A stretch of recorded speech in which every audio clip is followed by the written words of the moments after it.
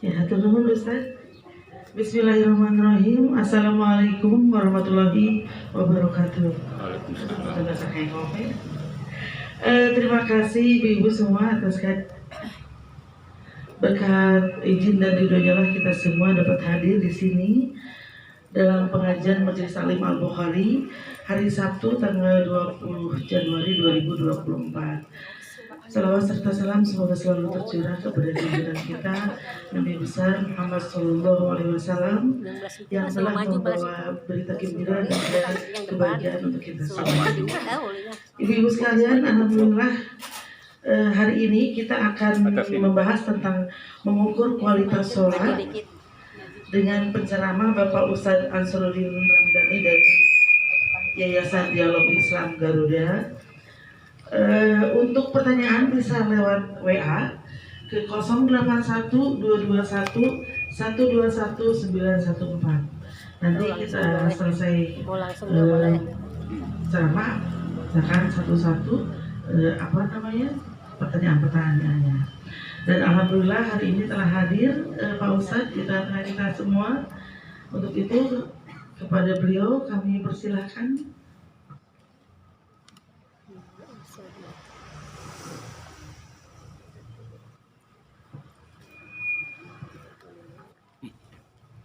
Dan sebelum kita mulai, mari kita sama-sama membaca basmalah.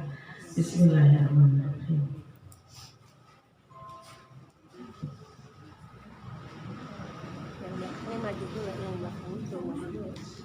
Yang barisan kedua yang barisan kedua semua.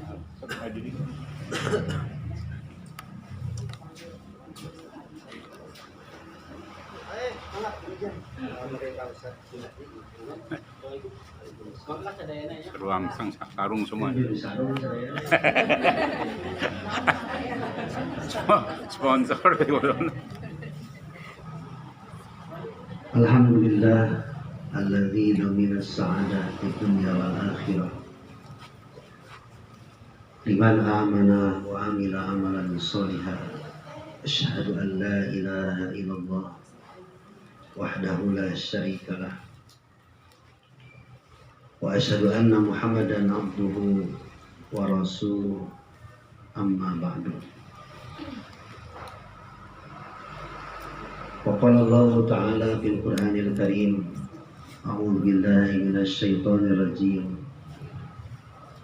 Watslu' ma uhiya ilaika minal kitab wa aqimis shalah Innas salata tanha 'anil fahsya wal munkar wa la dzikrullahi akbar wallahu ya'lamu ma tasna'un. Surat Al-Ankabut surat ketiga 29 ayat 45 yang artinya bacalah oleh kamu apa yang telah diwahyukan kepadamu Muhammad, yaitu Al-Quran, dan dirikanlah oleh kamu sholat, sebab sesungguhnya sholat itu dia akan mampu mencegah dari perbuatan dosa besar dan juga dosa kecil, dan pasti mengingat Allah itu lebih besar keutamaannya, dan Allah tahu apa yang kamu lakukan baik ketika sholat dan di luar sholat. Hadirin ikhwatul iman jamaah Majelis Taklim Al-Bukhari dan juga jamaah ahli pengajian yang sekarang ikut gabung melalui YouTube Majelis Taklim Al-Bukhari. Dan saya tidak bawa YouTube, tidak bawa Facebook karena kru saya sedang ada musibah. Kemarin adiknya tertimpa pohon dan meninggal. Jadi tadi subuh beliau berangkat ke Ciwidey, ke Patuha. Jadi saya tidak bawa live streaming. Tapi alhamdulillah ada live streaming di YouTube Pak Haji Bukhari yang juga sama sedang mendapatkan musibah dan kasih sayang dari Allah, beliau pun terjatuh sehingga menyebabkan patah kakinya, dan itu insya Allah akan menjadi kifarat penggugur dosa. Dan biasanya pengajian ini dilaksanakan di lantai 2, tapi berhubung Pak Bukhari sedang sakit, akhirnya bisa dipindahkan ke lantai dasar atau lantai 1 ya. Dan pagi ini saya pakai sarung Bu, biar praktis. Sekarang saya lagi nyamar jadi ustadz. Ustadz Suryana juga pakai sarung.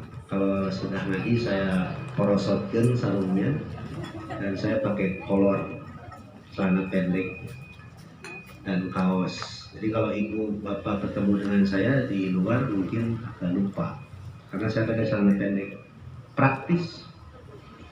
Kalau pengen pipis praktis, kalau musim hujan praktis, tidak ada istilah nyingsatkeun.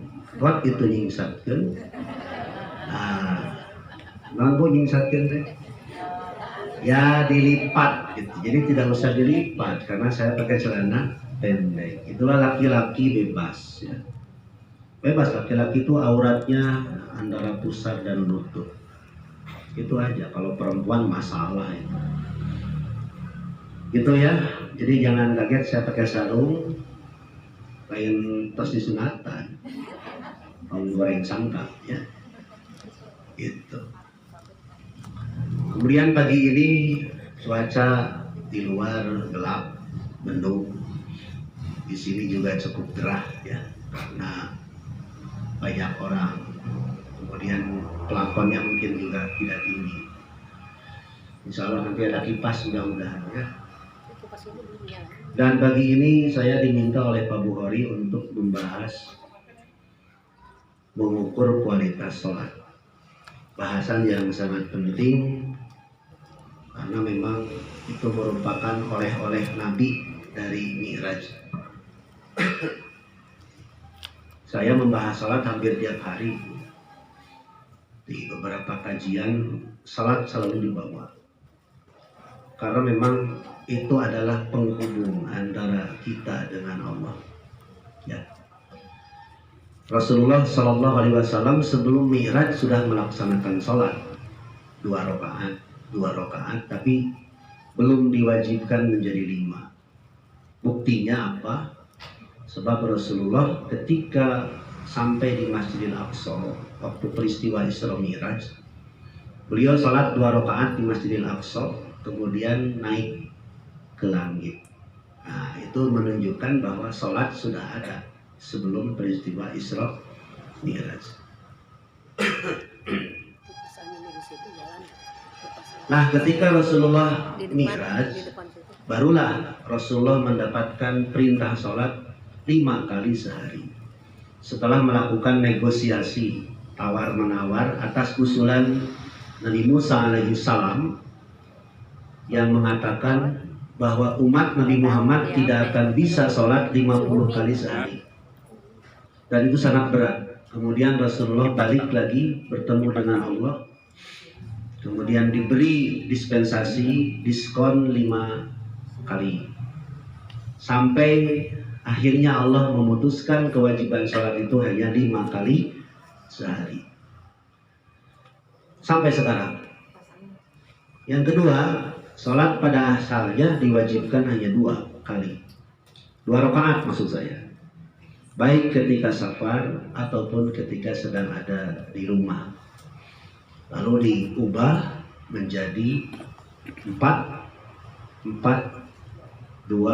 3 atau 4, 4, 3, 2. Duhur, asar, maghrib 3, subuh 2, nah gitu ya.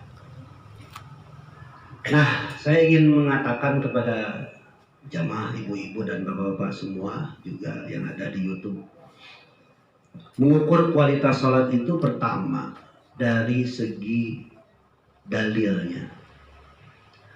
Apa yang kita lakukan harus berdasarkan dalil. Dalil itu artinya teori. Gitu. Teori apa? Teori hukum. Harus jelas apa yang menjadi dasarnya. Segala sesuatu dalam urusan ibadah harus jelas dasarnya. Dasarnya adalah dalil. Dalil itu ada dua, ada Al-Quran dan hadis Nabi yang sahih. Nah, apa yang kita lakukan harus berdasarkan dalil. Dalilnya apa? Surat Al-Ankabut ayat 45 misalnya. Kemudian surat Al-Baqarah ayat ketiga misalnya. Itu harus jadi acuan. Ya. Yang kedua, salat mengajarkan kepada kita dari segi kebersihan dulu ya. Kebersihan. An-nadhafah atau at-thaharah. Kebersihan apa yang harus dilakukan? Kebersihan fisik. Fisik di dalamnya termasuk pakaian. Makanya dalam Bulughul Maram, kalau Bapak Ibu rajin baca, pernah baca, itu kitab hadis yang ditulis pada awal pembicaraan adalah bab toharo. Toharo itu urusan kebersihan. Berarti salat mengajarkan kebersihan. Satu. Yang kedua, mengajarkan kerapihan. Sebelum sholat sudah wudhu, kita harus menutup aurat. Laki-laki sama harus rapi menutup aurat. Perempuan, apalagi perempuan, dari ujung rambut sampai kaki harus tertutup, kecuali wajah dan telapak tangan. Itu kerapihan. Jadi kalau kita mau sholat, ini pantas tidak bajunya dipakai untuk sholat. Kemudian syarat standarnya bersih dari najis ya, bersih dari najis besar ataupun najis kecil. Kalau darah, nyamuk ketika sedang sholat nempel nyamuk kemudian ditepuk dan ada darah, itu tidak najis. Termasuk ya kalau kita garuk-garuk kemudian ketika digaruk kemudian keluar darah, itu pun tidak najis. Lendir tidak najis ya. Apa namanya, ingus itu teh yang dari hidung teh, nah ingus juga tidak najis. Kemudian ngacai juga tidak najis, cuma rujit aja. Baik, itu kebersihan, kerapihan. Kemudian kedisiplinan. Kita mengukur sholat sudah disiplin belum? Disiplin apanya? 1. Sholat waktunya. 2. Tempatnya. 3. Pakaiannya. 4. Berjamaahnya. 5. Sholat sunatnya. Itu disiplin. Jadi orang yang sholatnya benar pasti akan disiplin. Disiplin waktu. Orang yang tidak disiplin waktu, dia loba alasan, banyak alasan telat. Gitu ya. Kita kalau mendapatkan WA ataupun panggilan kemudian telat bayar atau telat mengangkat, telat merespon, suka kesel tidak? Kesel. Telat mobil ketika mau melakukan perjalanan, kita kesel. Nah, sholat mengajarkan kepada kita kedisiplinan waktu. Ngaji di sini jam berapa mulai? Jam 8. Setengah 8 sudah ada di sini. Kalau yang jaraknya jauh. Kalau jaraknya dekat kayak Bunda Lina, udah itu kan dekat, itu mah 5 menit di bumi gitu. Misalkan Pak Buhari dari sini dari rumah ke sini kan cuma 10 menit. Cukuplah 10 menit dari rumah. Jadi itu disiplin waktu. Makanya saya, Bu, tadi nyampe sini jam 8:30 sudah sampai. Cuma jalan-jalan aja dulu ke Pementasan. Ke Pementasan? Sana ada jamaah saya, Pak Iji. Kemudian beliau tidak hadir. Akhirnya saya balik lagi nunggu di mobil. Tunggu jamaah bersatu. Jadi usahakan disiplin. Itulah kualitas orang yang sholat. Dan yang kelima, sholat mengajarkan kepada kita diawasi oleh Allah. Diawasi oleh Allah.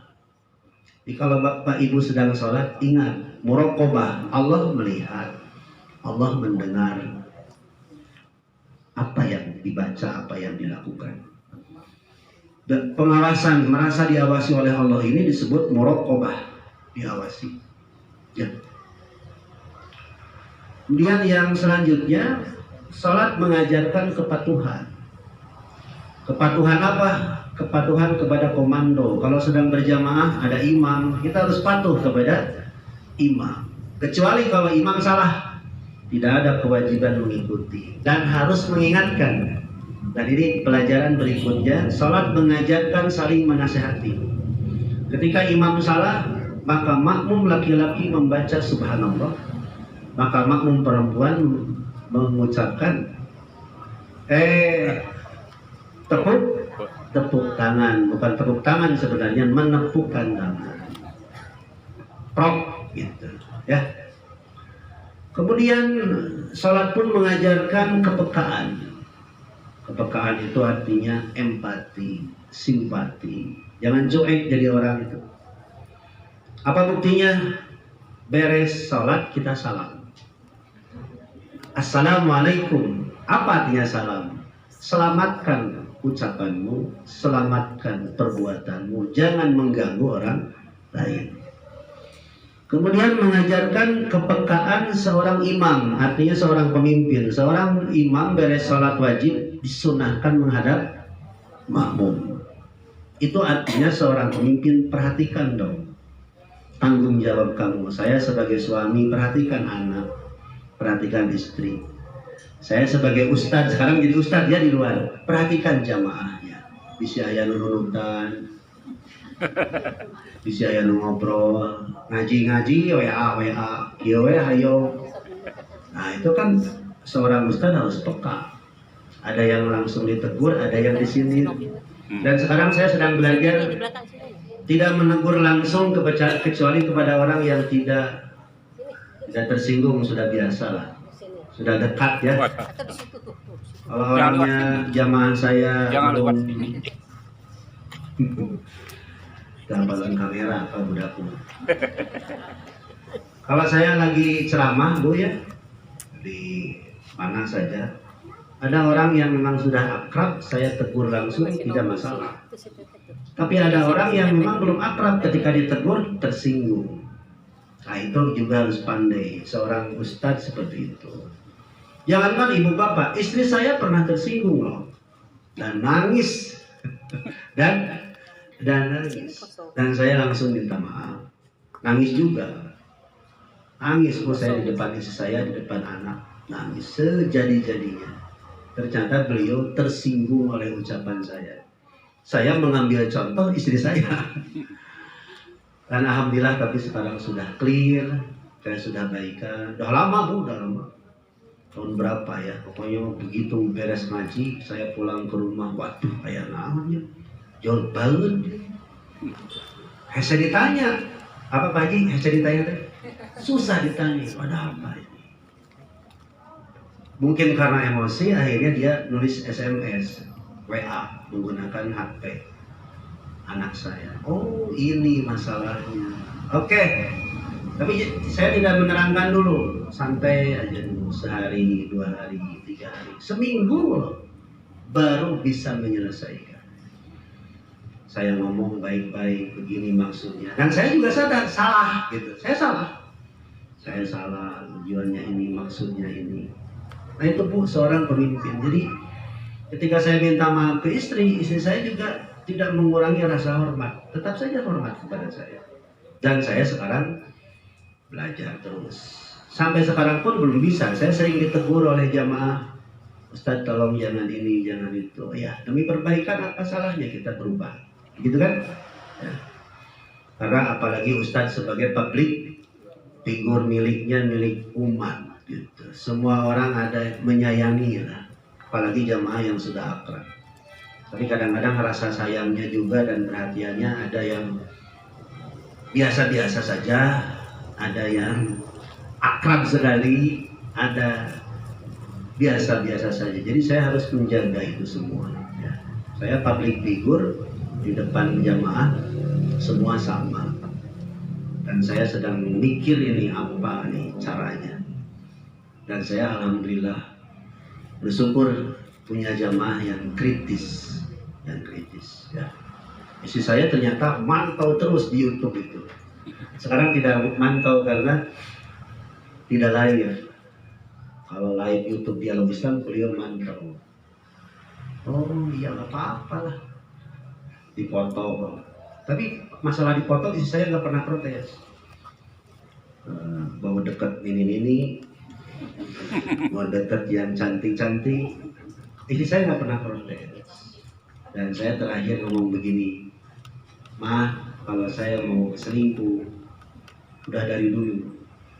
Kalau saya mau poligami, udah dari dulu. Yang saya sekarang pikirkan adalah amanah agama, amanah keluarga. Itu yang paling berat. Jadi mama jangan mikir-mikir saya poligami." Gitu Bu, intinya begitu. Sangkanya saya udah bosan ke istri saya. Kalimatnya begini nih, andai kata kita tidak pakai agama, maka kita kepada istri itu akan bosan. Betul tidak? Bosanlah tiap hari itu lagi itu lagi. Tapi kenapa Pak Bukhari bertahan sampai terjatuh itu? Demi agama, demi amanat. Nah, kata kunci ininya tidak diambil yang saya sebutkan waktu itu. Saya seolah-olah sudah bosan. Nah, seorang pemimpin peka, simpati, empati. Kalau dekat gitu. Jadi seorang pemimpin harus peka kepada istrinya, kepada jamaahnya. Oh, ini jamaahnya kayaknya rada sedikit tersinggung nih, minta maaf aja, apa-apa.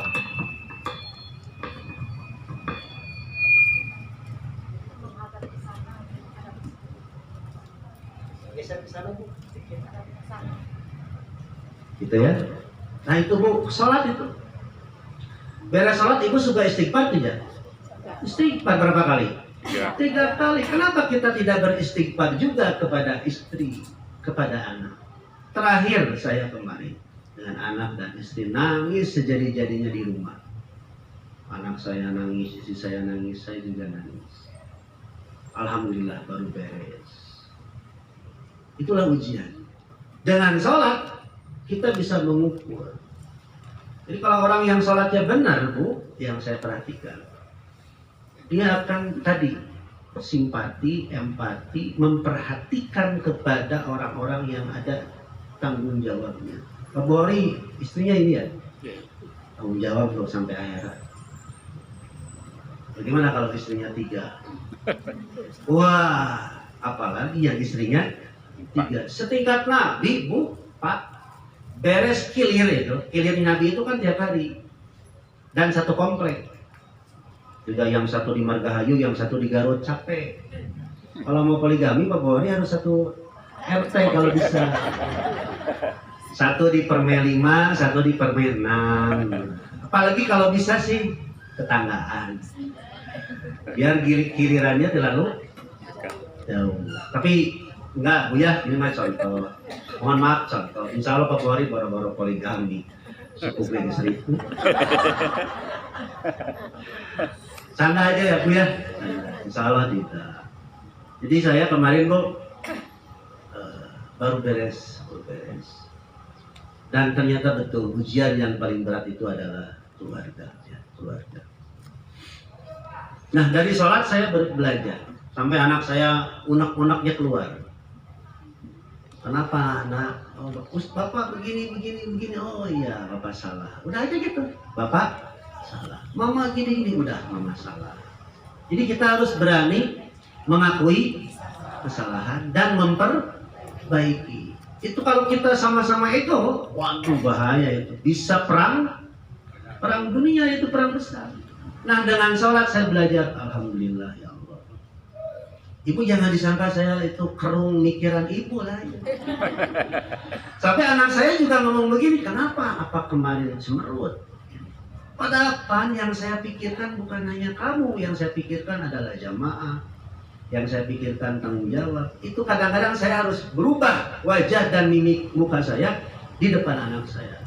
Baru saya tahu dan sadar. Ya, sebentar lagi saya nanti kalau beres PA. Saya kan suka menerangkan tuh kepada jamaah, perhatikan, jaga komunikasi yang baik dengan keluar. Saya sendiri ternyata belum bisa. Ya Allah ya Rabbi, saya tadi ngobrol dengan istri, Pak, ngaji di mana? Ya Pak Bukhari di Margahayu. Terus dari sana mau kemana? Ya udah selesai. Paling kecuali ada yang ngajak makan meren dadakan meren. Namun saya ngebalik itu harus cerita loh. Cerita, jangan kita menganggap anak kita itu tukang nunggu pintu. Jangan menganggap istri kita itu cuma antar jemput anak. Harus cerita. Ini ibu-ibu semua ya. Laki-lakinya cuma udah dan Pak Bukhari. Pak Iji ada. Oh, Pak Haji Iji, ampura saya sepuh abdi ya. Sepuh abdi dulu di zaman beretok. Alhamdulillah masih sehat. Pak Haji Iji apa namanya? Nah, udah tahu istri saya ke Haji Iji, tahu ini namanya si Anu, ini ibu ini Neng ini teteh ini, namanya tahu. Disebutkan saya satu persatu. Oh iya mah senang sekolah ya. Aman. Gimana ada ngorak kene ya? Waduh, perlu diselidiki ya. Siapa nih? Itu kita tanya harus gitu. Nah, sholat mengajarkan tanggung jawab kepada yang di belakang. Siapa belakang kita? Istri, anak. Kalau saya sekarang jamaah. Kemudian ini puncak sholat.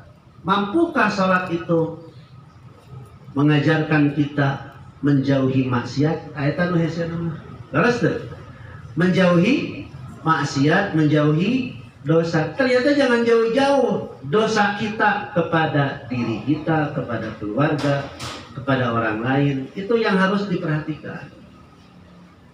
Ada orang yang sudah sholat zina, atau sedang zina dia ingat ada? Tidak ada. Tapi ketika ada godaan untuk berzina, dia lawan, dia tahan, dia tidak berani. Beres sholat ada yang korupsi. Ada yang korupsi, Bu? Banyak orang yang sholat tapi korupsi. Beres sholat ada yang tidak menutup aurat. Banyak itu. Disangkanya nutup aurat itu ketika sholat saja, padahal di luar sholat pun wajib menutup aurat. Nah, banyak ibu-ibu remaja, terutama remaja ya, cantik garis bu, tapi sok sarongan. Beres sholat dibuka kerudungnya. Pakaiannya pakaian kembali jahiliyah. Pamer bujal, dada kemana-mana, ya. Aduh, ninggalin lagi resep. Ya resep lah ada laki, gitu kan? Sampai pertanyaannya, Ustadz bagaimana hukumnya seorang wanita sholat pakai jilbab rapi, tapi beres sholat dia membuka aurat lagi? Ya dosa tetap. Itu Bu, banyak yang bergelar haji belum nutup aurat. Iya. Banyak itu hajah, ibu hajah, aurat tapi kemana-mana. Nah, puncak sholat itu mampu mencegah dosa kecil dan dosa besar. Itu kualitas yang harus kita ukur. Sudahkah kita disiplin waktu, bersih, rapih, patuh, peka? Tahu peka apa peka? Perhatian, simpati, empati di sana ada. Merasa diawasi oleh Allah. Kemudian kita mampu mencegah dari dosa besar dan dosa kecil. Kayak segitu Bu, intisarinya. Nah, jadi sekarang kita akan mengukur diri kita sendiri. Makanya kenapa sholat itu ada yang wajib, ada yang sunat. Apabila sholat wajibnya kurang sempurna, maka dibantu dengan sholat sunat. Sholat sunat itu sebagai penambah perbaikan. Ya. Kalau dalam urusan makan mas, sholat sunatnya seperti apa ya? Ya semacam cuci mulut lah. Yang wajibnya al-kejau. Apa kejau itu? Nasi. Yang sunatnya samangka, cau. Nah, itu sunatnya. Jadi ibu bapak sekalian, nanti akan diperiksa oleh Allah itu salat wajibnya dulu. Setelah diperiksa salat wajib baru salat sunat. Perkara yang akan pertama kali diperiksa urusan ibadah, urusan salat. Urusan muamalah yang akan diperiksa adalah darah. Darah. Apa itu darah? Kehormatan. Gitu ya. Dan untuk supaya Bapak Ibu tidak nunutan, karena ini saya ngaji sekarang lagi serius ya. Ada serius.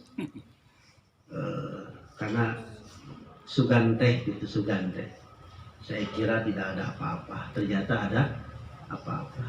Alhamdulillah saya diselamatkan oleh Allah Subhanahu wa taala. Ya, diselamatkan. Begitu kejadian astagfirullah. Begitu kejadian astagfirullah. Gitu. Terima kasih ya Allah, Engkau telah menyelamatkan saya dan keluarga saya. Begitu. Berat Ibu ternyata betul. Mendidik anak, mendidik istri. Bukan curhat ini Mah ya. Mau ya itulah hikmahnya daripada sholat. Nah, sekarang saya akan buka tanya jawab bebas. Ibu jangan bawa perasaan saya ya. Itu mah cerita saya di keluarga. Ya. Sekarang ibu mah curhat sejadi-jadinya pek curhat, pek nyarekan, pek termasuk mau ngeritik juga silakan. Ustaz, kenapa nggak pakai peci? Saya sedang malas pakai peci karena rambut saya baru dicukur. Itu aja lah, itu mah bukan prinsip ya, itu mah teknis lah, itu mah selera. Wajar lah, orang ada yang suka saya pakai peci, ada yang nggak suka pakai peci, ada yang suka saya pakai brewok kayak preman, ada juga yang tidak suka Ustaz jika jelema gelandangan, begitu. Jika teka urus, isi saya ngomong gitu, Pak kemarin mah Bapak cuma seperti tidak terurus, kumamah, ini ada korea kita dicukur lagi. Baru kemarin saya dapat hidayah dipotong dirapikan. Tapi nanti berewok lagi. Saya buka dari jawab ya sampai jam 1. Silakan bebas Ibu mau nanya apa, mau curhat juga boleh, asal jangan terlalu dalam. Mana? Ayah ini cucunya Pak. Nanya apa? Mau nanya. Apa? Mau nanya Pak. Apa? Nanyanya apa? 1, 2, 3. Ya. Terus Ya. Nanya. mau nanya itu rendang itu dari Malaysia enggak? Rendang. Hah? Rendang apa? Maksudnya apa Dek? Rendang di Malaysia? Rendang itu dari Malaysia kah?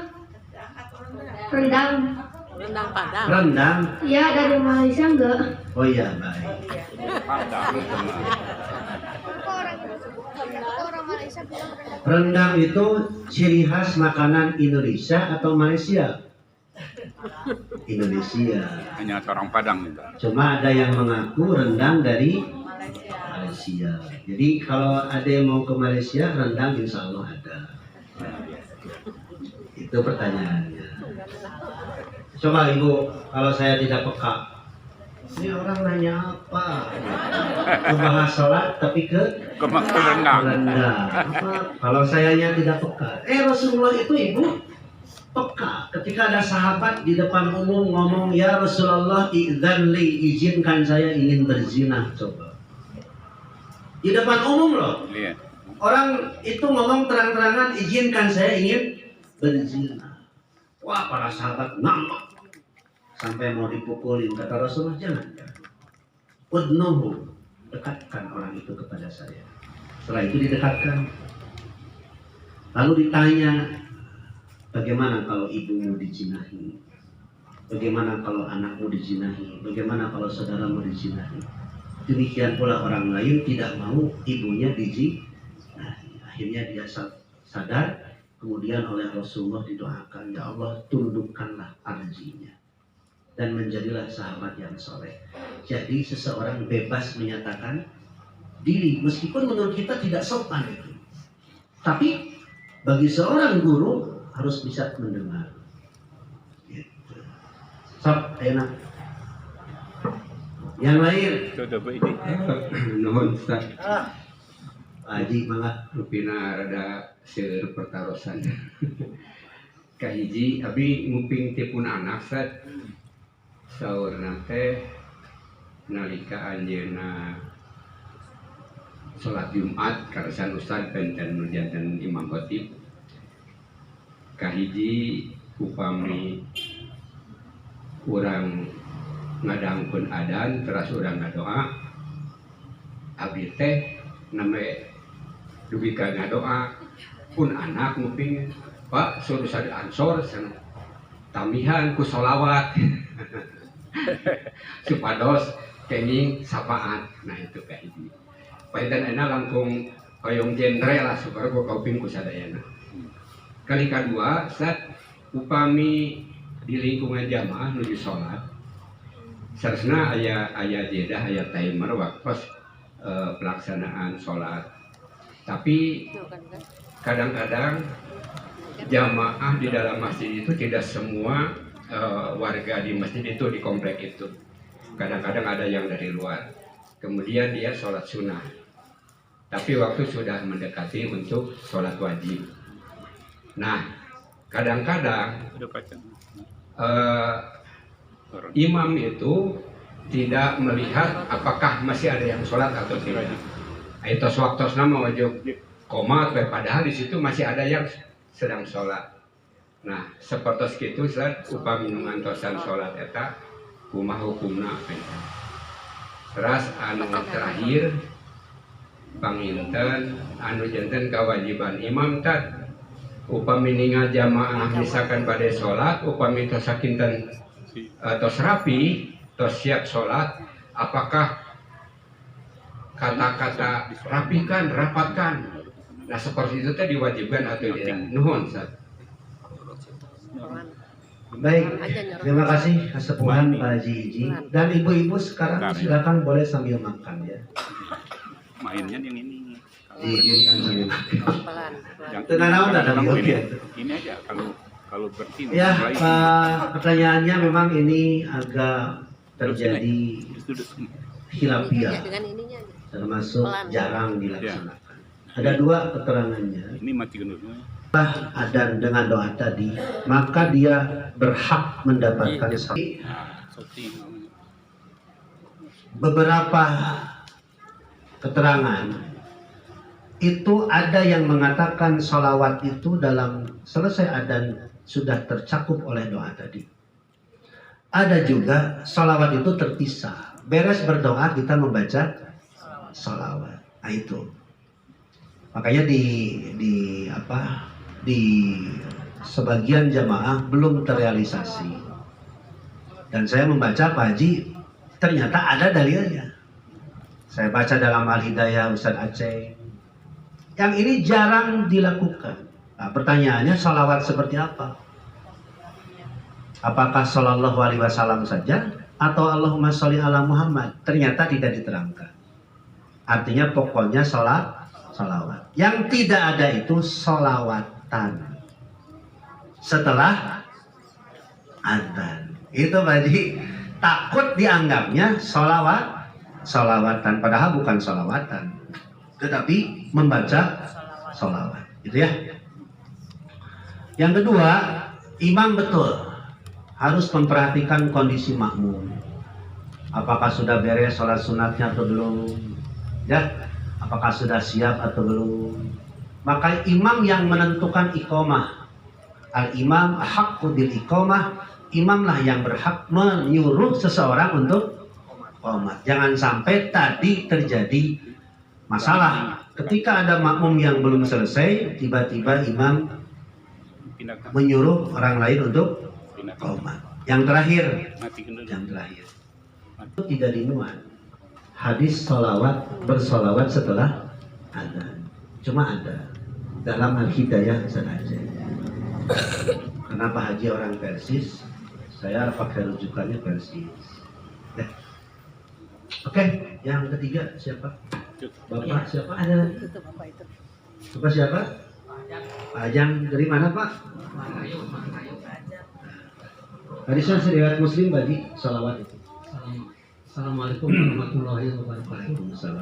Pak, ini makanya makmum masbuk ketinggalan Al-Fatihah walaupun satu ayat itu dihitung rakaat atau enggak? Baik. Bisa alhamdulillahirabbil alamin ketinggalan Pak. Siap. Itu aja Pak.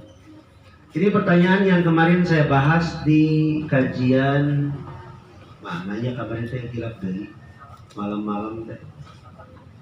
Oh di Asipa di Ciputra. Saya kemarin ngebahas tentang masbuk. Ada jawabannya di YouTube kemarin, Pak. Tapi karena ditanyakan di sini ya saya harus jawab. Ya. Apakah ketinggalan satu ayat itu harus menambah rakaat? Iya. Yang disebut satu rakaat itu satu berdiri, takbiratul ihram, Fatihah, ruku, bangkit dari ruku, sujud, bangkit dari sujud. Al-Fatihah ada 7 ayat. Dari bismillah sampai waladhdallin. Apabila ketinggalan satu ayat, maka dia dianggap tidak membaca Al-Fatihah secara sempurna. Maka dia wajib menambah satu rakaat. Kalau ketinggalannya satu rakaat. Jadi hadis yang menerangkan man adrokar ruku'an faqad adrokar rakaata hadisnya dhaif. Siapa yang mendapatkan satu ruku saja dalam imam, ketika kita terlambat nih, imam sedang ruku kemudian kita dapat ruku, maka itu dihitung satu rakaat. Itu hadisnya dhaif. Jadi satu ayat ketinggalan kita harus menambah. Bagaimana Ustaz yang lainnya sisanya akan dapat pahala. Dapat pahala ya. Gitu Pak, kalau Bapak punya WA saya kirim. Ada lagi Ibu?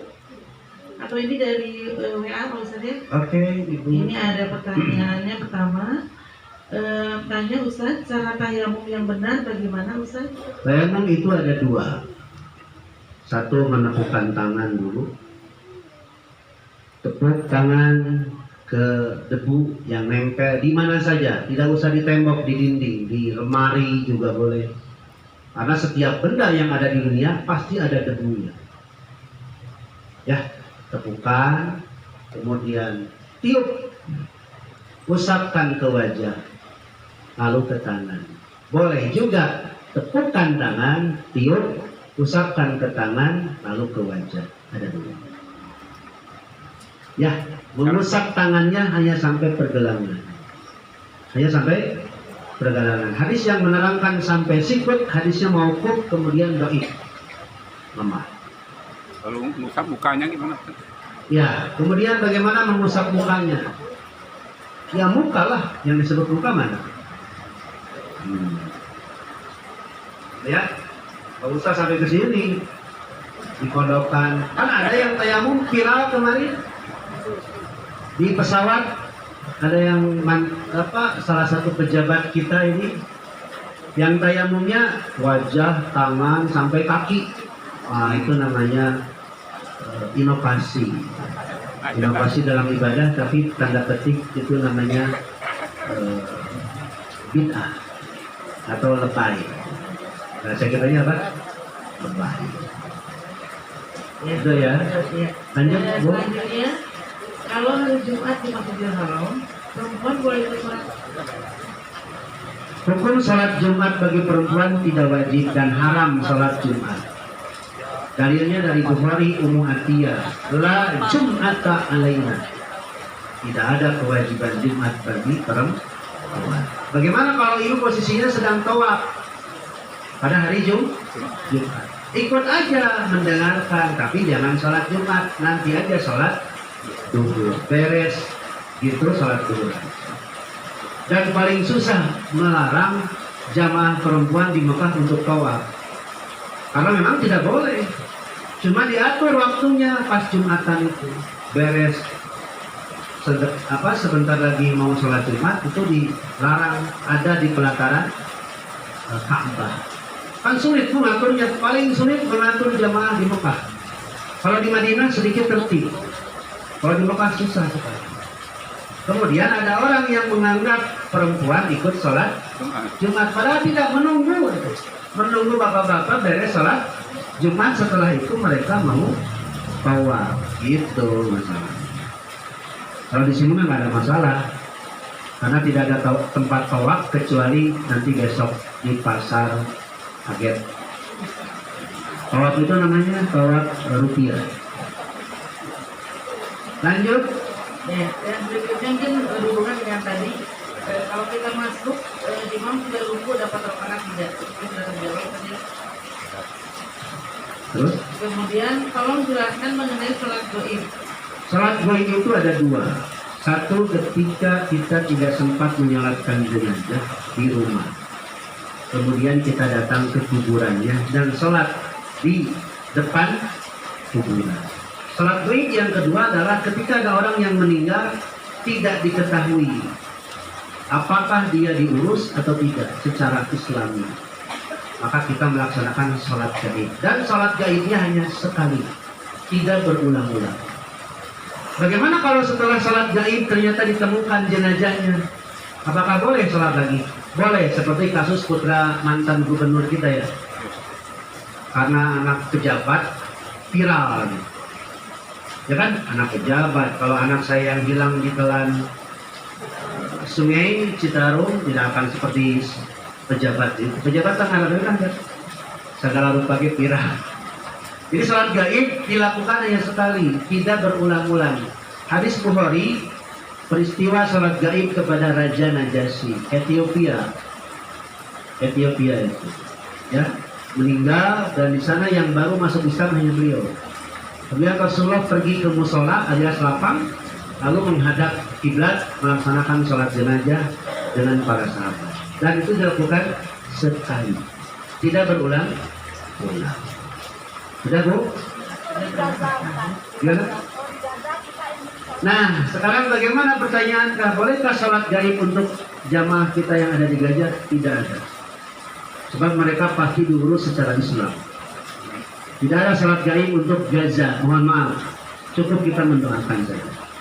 Yakin di Gaza itu diurus. Apalagi yang meninggalnya, maaf, dia sedang berjuang, tidak dimandikan, tidak dikafani, tapi disalatkan pasti. Gitu. Jadi Bu, nggak usah kita sholat gaib untuk pejuang di Gaza. Ya. Ada batas expirednya Ustaz? Misalnya gini, saudara tidak tahu bahwa tinggalnya kapan. Ternyata kalau tidak tahu itu boleh. Nah, misalkan saudara kita meninggal, tapi tidak tahu kapan meninggalnya, sudah sebulan baru tahu bahwa itu sudah meninggal, kita boleh sholat gaib. Nah, sholat gaib itu sholat tidak ada jenazahnya. Gitu? Yang tidak ada itu Bu, sholat gaib ya Jumat. Di masjid-masjid ada yang begitu ya. Sesudah sholat Jumat lalu sholat gaib. Itu yang namanya bid'ah. Stoksin tadi kayak nonton bid'ah. Lanjut. Ya, ada lagi ibu-ibu pada pertanyaan mana? Nah, ini Lia dari Panjerakan, Sorayam, silakan. Assalamualaikum Ustaz. Waalaikumsalam. Ustaz mau bertanya ini perkara tadi yang sholat Jumat perempuan itu kan haram ya. Sedangkan saya ini mau bertanya tentang, saya kan sekolah di Bangil dulu ya. Tahu kan Bangil itu kan gratis ya. Saya kan antara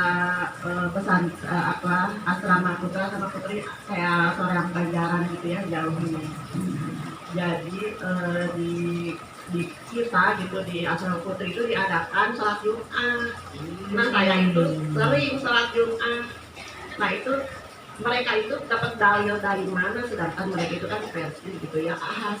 Baik. Ya, terima kasih. Gitu. Ini memang urusannya sangat sensitif sekali. Tapi yang menjadi patokan versi sekarang Dewan Hizbah. Dan nanti saya akan apakah saya sekarang dipanggil Neng Lia masih sholat Jumat perempuan? Oh gitu, berarti belum tahu informasinya ya. Soalnya sekarang Bu, untuk masalah fatwa hukum di Persis ada lembaganya, namanya Dewan Hizbah. Dulu rame bab sedekat selesai ruku, sesudah ruku, itu rame.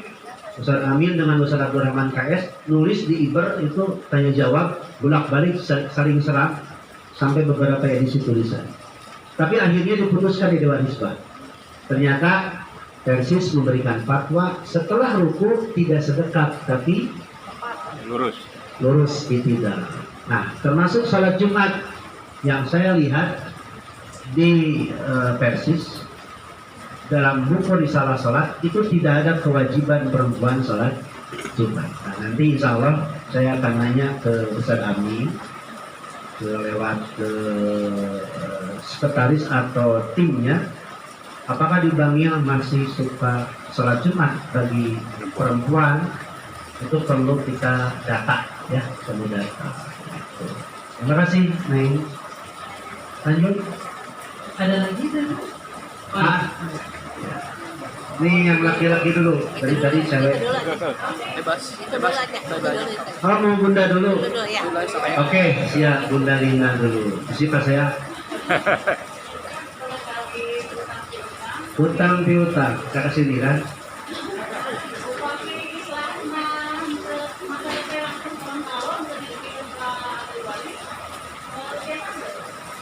Apabila kita mau membayar hutang, sementara yang mau dibayarnya sudah meninggal.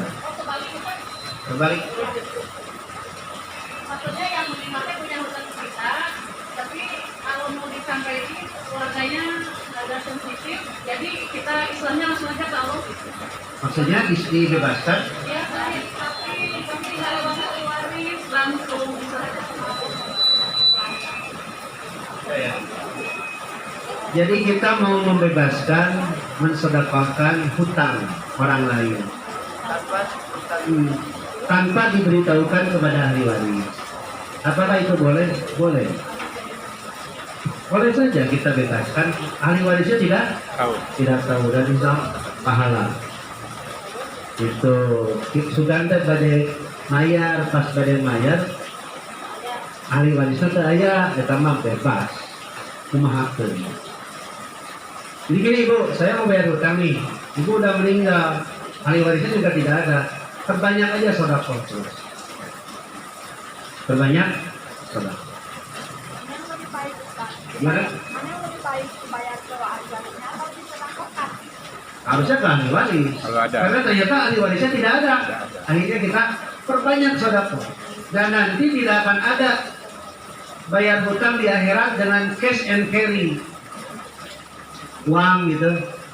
Ya neng kapungkur usah kudu sametan tilas abaso hilap gocap gitu. Tidak ada itu nanti seperti itu. Cuma akan diambil dari pahala kebaikan. Ayo Pak. Ini cucu Pak Buhari ya? Ada mic-nya sih yang kedengeran suaranya. Ya. Ya, pinjam mic-nya bisa kedengeran suaranya. Ini. Ya. Ya, tes Ustaz, yang minta pendapat atau cara menanggapi fenomena di zaman sekarang, khususnya yang terjadi di generasi saya sendiri gitu ya, kan banyak soal menikah beda agama. Nah itu gimana cara ngasih tahu ke mereka gitu, ya soalnya teman-teman saya banyak yang supaya itu sama yang beda agama, yang gak seiman. Terus cara ngasih tahu mereka biar sadar gimana. Kan mereka tuh kalau dikasih tahu Ya sebenarnya sebaiknya jangan menikah dengan yang beda iman gitu kan. Katanya mereka malah masih ngeyel gitu dengan alasan ya emang nggak boleh itu dihalalkan oleh agama yang berbeda. Ya, terima kasih. Nikah beda agama, terutama laki-laki dengan wanita musyrik, itu haram. Tapi dengan ahli kitab diperbolehkan. Ahli kitab itu Yahudi Nasrani. Tapi dengan tujuan untuk mengislamkan istrinya supaya masuk Islam. Karena pemimpin rumah tangga adalah laki-laki. Sementara perempuan haram nikah dengan laki-laki kafir, dalilnya surat Al-Mumtahanah ayat 10 dan 11. Haram wanita muslimah nikah dengan laki-laki kafir. Kenapa? Sebab nanti secara hikmah dia akan menjadi kafir. Dia akan menjadi kafir, terbawa terseret oleh suami. Gitu. Dalilnya Al-Mumtahanah ayat 10 dan 11, dan pendekatannya tidak bisa secara sekaligus. Buka Qurannya, dibaca oleh adik ya, lalu terangkan dari hati kan. Apa hikmahnya, kenapa tidak boleh nikah dengan beda agama, nanti akan begini keturunan. Itu terangkan baik-baik. Kalau ngeyel, biasanya mereka karena jarang ngaji, kemudian dapat informasinya hanya sekedar dari cek katanya dan katanya. Dan itu memang menjadi salah satu serangan dari LGBT. Serangan LGBT seperti itu. Bagaimana nanti wanita muslimah bebas nikah dengan siapa saja. Ya. Tidak ada ahli kitab sekarang. Ahli kitab tidak ada sekarang. Tapi boleh kalau nikah dengan orang Kristen, tapi tujuannya mengislamkan. Tapi daripada nikah, kalau menikahi orang Kristen, masih kena banyak gadis-gadis muslimah. Ya. Memang Pak, Ibu semua, sekarang ini serangan sasaran dakwah itu adalah remaja. Remaja yang labil atau main game, wah ya sudah boro-boro ngaji, main game. Ketika ditanya masalah agama, seenaknya saja menjawab, wajar. Makanya presiden sendiri sekarang, calon presiden kita sekarang kan masuk ke ranah Gen Z istilahnya ya, istilahnya Gen Z ya. Jadi Ibu, terima kasih. Ini lucunya Pak Buhari, siapa namanya? Zihni. Razik, Muhammad Razik. Razik. Zihni aja sih panggilnya apa? Panggilnya apa? Biasa panggil Zihni. Jack aja. Zihni. Zihni. Muhammad Razik Zihni. Ya, Zihni. Zihni dulu baru Razik. Bagus. Muhammad Zihni Razik Robani. Panggilannya Zihni. Ya sekarang. Kalau di Ya, sekolah, kalau di bagus rumah kalau nanti kamu berdiskusi dengan teman-teman. Tapi memang berat. Dan bisa-bisa terbawa kamu kalau tidak kuat iman dan ilmunya. Belajar sama kakek, lihat YouTube yang kakek mah YouTube-nya ngaji semua, di Facebook, di YouTube, kakek ya belajar sama kakek. Kalau sama Ustadz mah gampang lah, ya itu jadinya. Ya. Silakan Bapak yang tadi belakang saya anak tirikan tadi. Siapa namanya Pak? Pak Samsudin. Dari mana Pak? Permai. Hobinya apa Pak? Oh, pertanyaannya apa Pak? Saya masih ini sebenarnya udah dilakukan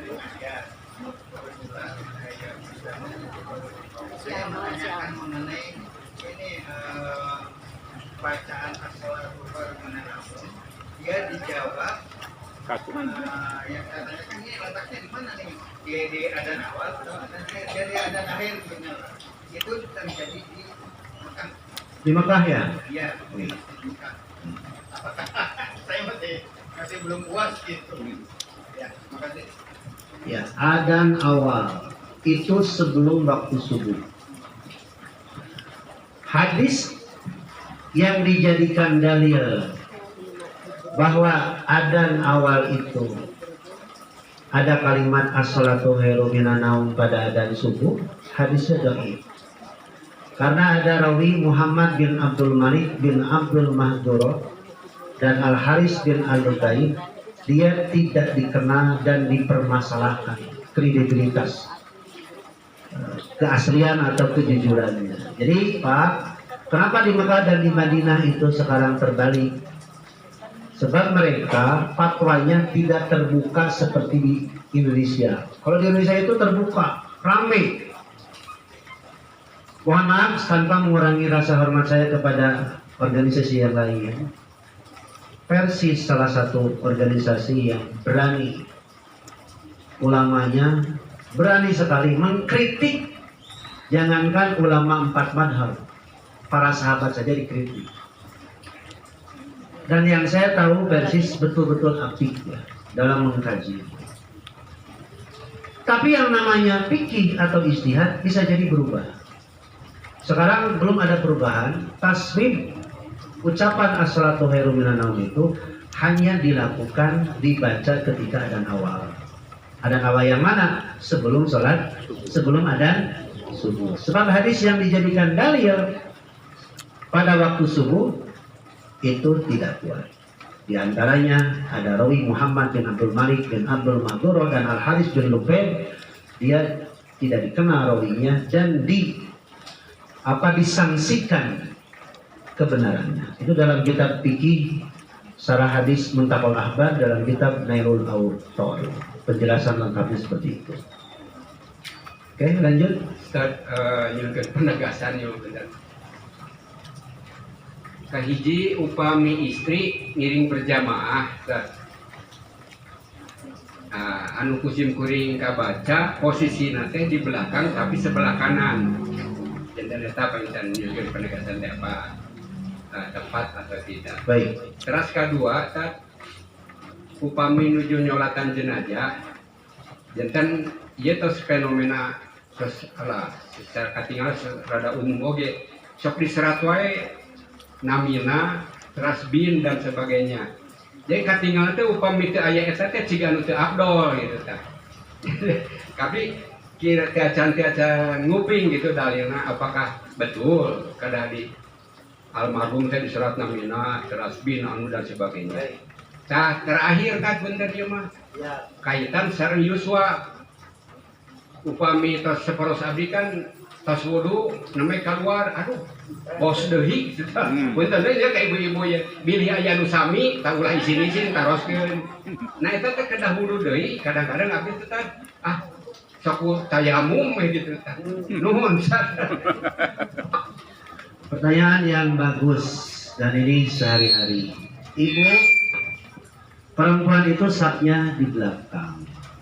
Boleh di kanan, boleh di kiri, boleh di tengah. Intinya di belakang. Tidak ada ketentuan harus di kanan. Ya. Yang kedua, tidak ada dalilnya jenazah ketika disolatkan ditulis namanya. Bahkan dalam kuburan tidak boleh ditulis. Nah Rasulullah Shallallahu Alaihi Wasallam an yujassasal qabru wa an yubda alaihi wa an yu'ada alaihi wa an yuktaba au yusamma alaihi. Rasulullah melarang kuburan di tembok, di kapur, diberi nama, ditulisi, diduduki haram. Kuburan awas. Nanti kalau kakek meninggal ya jangan ditulisan. Yang ketiga terakhir dari Pak Iji, apabila seseorang sudah di luar kebiasaan, sudah sakit, penyakitnya 1B, boson. Saya buduk sekarang Pak Haji, tapi buduk aratul itu dari Ramadan kemarin Bu, jadi sembuh. Saya sedang buduk sekarang. Aduh, aratul, what itu buduk? Aratul. Mungkinkah saya sudah tua gitu, tapi hiburan, tapi dan ngeusna perih. Ngagarona mah kena ada atasnya. Nah, penyakit itu ada boson, buduk, belekan, belikan, bedegong, batuk. Itu penyakit orang tua itu. Tahu bedegong? Nanti Jihni ke kakek jangan coba-coba membantah. Iya aja, padahal hati mah dong. Iya, karena memang sudah begitu. Nanti Jiri juga kalau mengalami ya, seperti kakek begitu. Sikap anak kepada orang tua jangan menganggap, jangan meminta orang tua mengerti kita, jangan.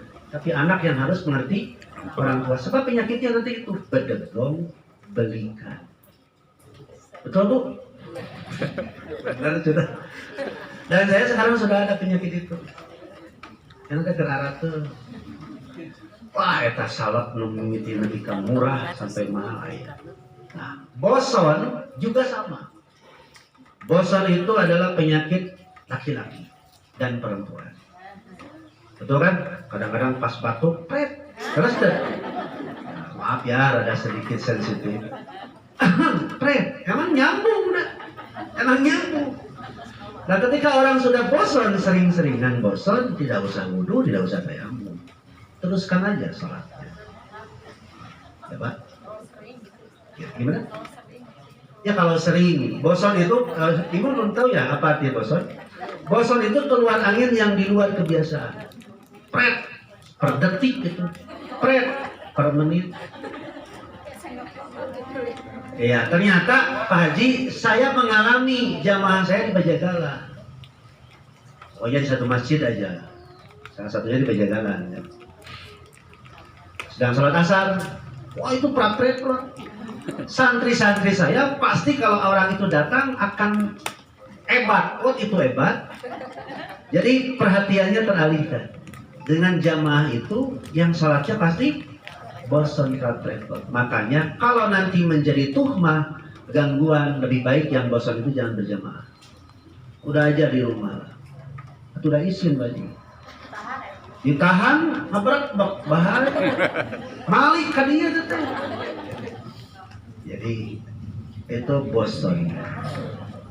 Ya, Baji kalau nanti bosan, jangan wudu lagi, jangan tayamum lagi. Sudah aja kan.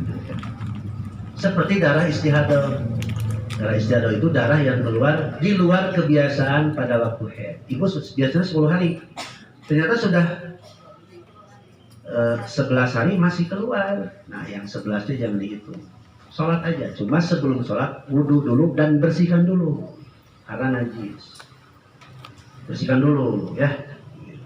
Tapi ada riwayat dari Aisyah, wanita zaman Nabi, ada yang iktikaf di dalam masjid sambil membawa baskom karena darahnya kebanyakan. Tapi tidak sholat ya, iktikaf. Mungkin pas waktu sholat dibersihkan dulu pasti, karena sudah ada arahan dari Nabi. Kalau kamu lagi banyak-banyaknya, sholatnya diakhirkan. Tapi sebelum sholat, wudu dulu, bersihkan dulu darah-darah istihadah itu. Kan hari bosan kan itu.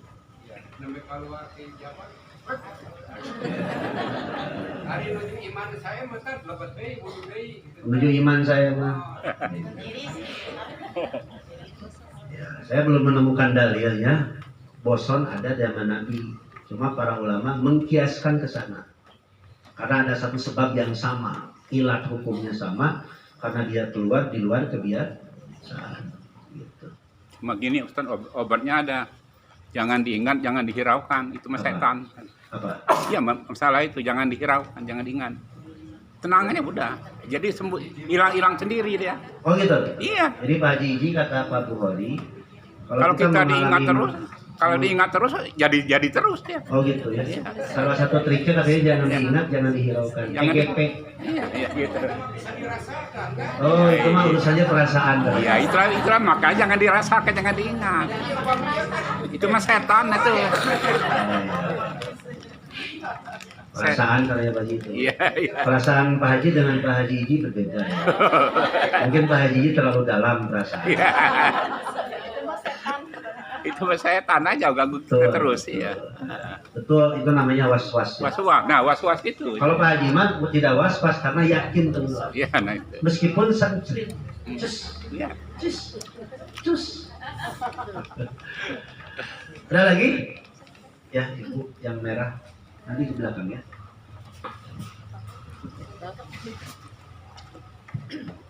Terima kasih Ustaz. Yang ingin saya tanyakan adalah ketika kita berwudu tidak memakai keran, mungkin Ustaz dengan bejana atau misalnya air sudah tersedia di ember gitu. Nah ketika kita berwudu, terus air yang untuk wudu itu terkena percikan air yang dari wudu itu, apakah itu sah dipakai lagi wudu atau bagaimana? Karena ada prakteknya katanya tidak sah gitu. Sama. Mana itu Ustaz? Rasulullah SAW mandi dan wudhu kadang-kadang dalam satu wajah, kadang-kadang dibantu oleh istrinya, kadang-kadang dibantu oleh sahabatnya ketika berwudhu. Ya, pastilah ketika kita wudhu sendiri pakai ember akan ada percikan air bekas wudhu itu. Apakah itu najis? Tidak. Tidak membatalkan wudhu. Begini. Bu, najis itu sesuatu yang sudah keluar dari dua lubang. Itu namanya najis. Apa itu? Kencing, BAB, darah haid. Badan kita, debu dan sebagainya itu tidak najis. Bukankah kita setelah buang air kencing mencuci bekas kencing? Kemudian sekarang wudhu. Kenapa wudhu? Padahal yang berbuat dosanya bujur. Yang berbuat dosanya bujur, tapi kenapa dicuci juga wajah, tangan, kepala diusap, kaki dicuci? Itu ajaran menutup aib seseorang. Jangan kita membongkar aib seseorang, tutuplah aib itu. Itu ajaran wudu. Hikmahnya begitu. Coba perhatikan. Bujur sudah dikumbah, Tapi ulah bujur teuingnya. Imit sudah dicuci. Dubur, kemaluan sudah dicuci. Kenapa dicuci lagi wajah? Itu menutup aib saudara kita. Kalau dibahasakan sama saya, saudara-saudara sekalian, ada anggota tubuh kita, keluarga kita yang terkena aib. Apa aibnya? Boson, hidup, buang air, kencing, buang air, besar. Marilah kita tutup saudara kita. Kita cuci wajah kita, tangan, kepala, dan kaki. Biarlah orang lain yang berbuat salah, kitalah yang membersihkannya. Biarlah orang lain yang membuang sampah, kitalah yang membersihkannya. Biarkan orang lain yang ngacak-ngacak, kitalah yang merapikan. Itu ajaran wudhu. Kalau orang sudah punya keyakinan seperti itu, tidak bisa diganggu, biarkan aja.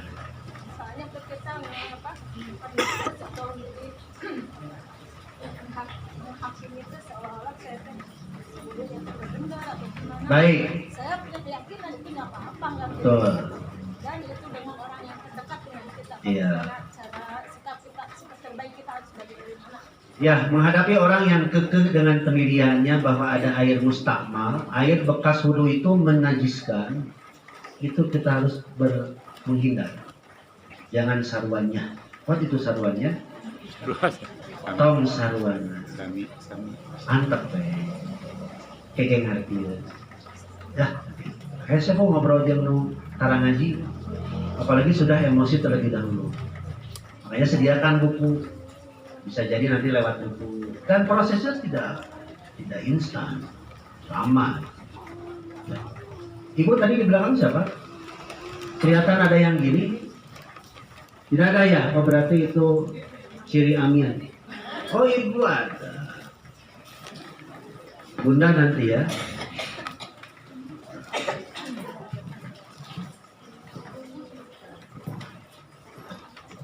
Bismillahirrahmanirrahim.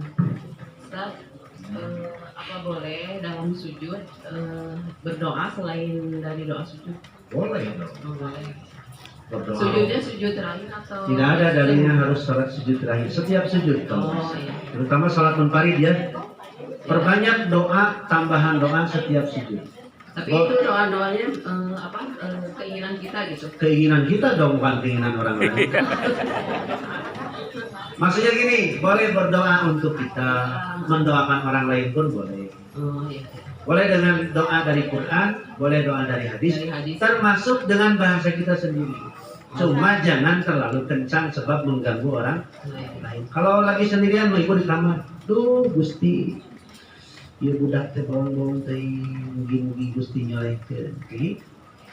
Nantong tarik teh, Gusti abdi dalam hutang, sama ya, gitu ya. Tapi salat wajib gitu. Ya. Dalam salat wajib ataupun dalam salat sunat, ketika sujud boleh dengan bahasa kita, dengan catatan tidak mengganggu orang lain kalau sedang berjamaah. Sawang sunnah. Gini Bu, dalilnya ini ya, Rasulullah sedang itikaf, tiba-tiba Rasulullah terganggu dengan orang yang membaca Quran. Kemudian Rasulullah keluar dari kamar, lalu menegur kepada orang itu, rendahkan suaramu, jangan sampai mengganggu orang lain. Gitu. Oke, Bunda, apa lagi? Oh, sanes ngacung tadi Bu? Oh ibu. Oh, udah terwakili mungkin ya. Ya. Assalamualaikum Pak Ustaz. Waalaikumsalam. Ini kalau mendidik anak kan suka mengarahkan yang baik-baik, tapi kadang suka bilang kita masih anak-anak gitu. Emang kategori dosa, dihitung dosanya umur berapa? Terima kasih. Iya. Anak itu dihitung dosa ketika sudah balik.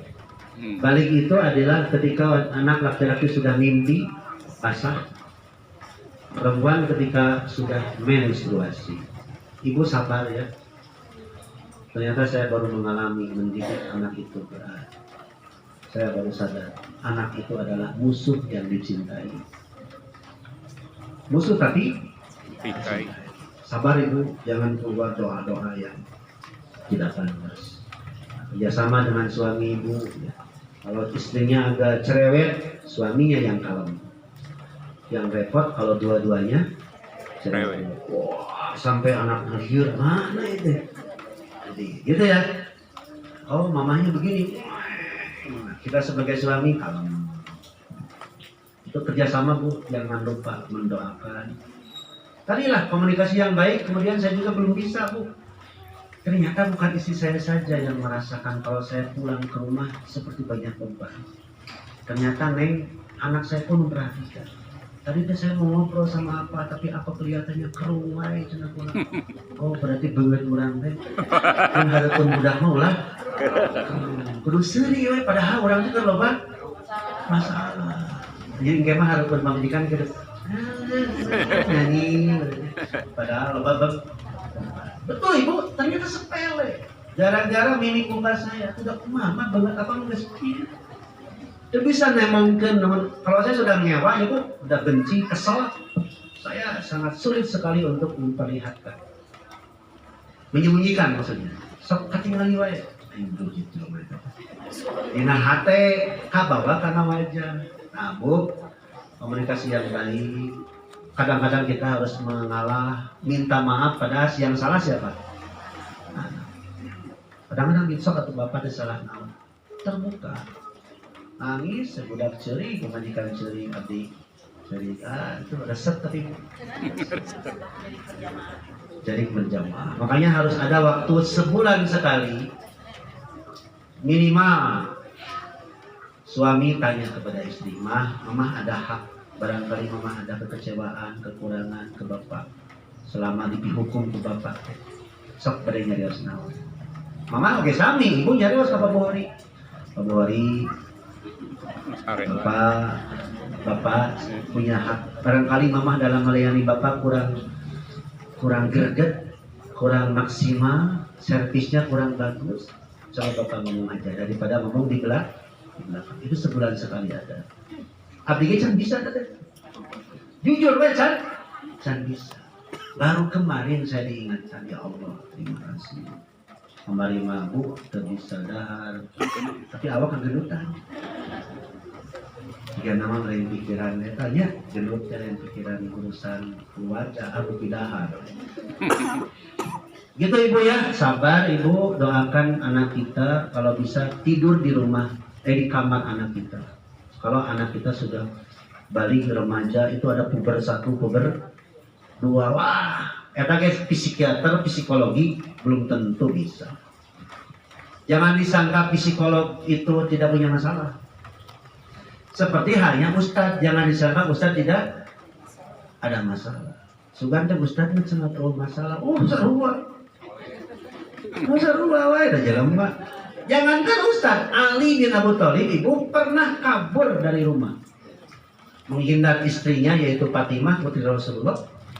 Dia pergi ke masjid dan tidur di masjid. Ada konflik misalnya. Kemudian Rasulullah nyusul dan membangunkan ibu anak. Ya. Sudah? Ada lagi? Ada satu lagi Ustaz. Satu lagi terakhir ya. Iya. Silakan ujian satu. Kalau berwudu, bentar aja. Berwudu ini Ustaz, kiri kanan apa boleh gitu? Baik. Basuh tangan, cuci tangan. Mencuci tangan itu kan 3 kali. Ya, ini kiri kanan. Boleh di selang sekali, kanan sekali, kiri sekali. Boleh 3 kali aja tangan kanan dulu, kemudian tangan kiri dulu. Tidak ada. Ini mah gini. Oh, jadi tiga nama dari senam. Ya, kebanyakan gitu. Lihat. Kanan sekali, kiri. Ya sekali. Kebanyakan kanan 3 kali, kiri 3 kali. Silakan. Yang penting mah tercuci semua. Maksudnya gantian. Gantian itu. Ya, ada lagi. Iya, ada kan orang tuh gini tuh. Suranya kanan dulu kan dulu, baru kiri. Ini mah gini. Iya, karena ada. Kita ingin maksimal sehari-hari Bu ya. Iya, ingin maksimal dalam beribadah meskipun rasanya sudah sering berusaha ya. Udah berusaha betul. Maksimal tapi kayaknya ada yang kurang gitu. Dan kenapa kita sholat tiap hari? Karena kita belum bisa sholat yang benar. Kalau udah bisa sholat yang benar mah nggak usah sholat. Serius, kapan? Nanti di surga. Kenapa kita sholat tiap hari? Sebab gangguannya pun tiap hari. Sholat yang tadi tidak khusyuk tidak bisa diulangi. Ya, tidak bisa diulangi. Makanya nanti sholat zuhur, asar dan seterusnya. Dan ibu terakhir ya, saya akan closing statement gaya lagi.